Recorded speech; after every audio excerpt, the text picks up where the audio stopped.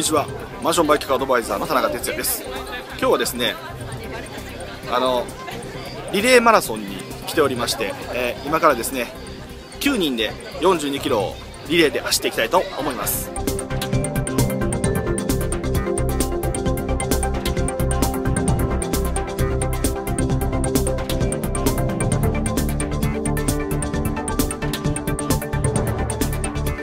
はい、お疲れ様でした。マンション売却アドバイザーの田中哲也です。今日はね、もうちょっとね、先ほどこう動画で繋いでたと思うんですけども、マラソンに、リレーマラソンに参加したんですけど、これでもすごい、もうくたくたに疲れまして、ちょっと今事務所で、ちょっといろいろ、もうね、シャワーも入って、あとはもうボッサボサですけども、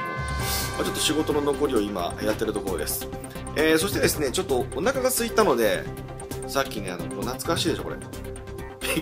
ビックリマンチョコ。ね、ビックリマンチョコを買ったところ、なんとですね、はい、ヘッドシールが当たるという、なんだろうね、非常にいいことがありました。もう今日は、疲れてますけども、頑張ってあと仕事してから帰りたいと思います。お疲れ様です。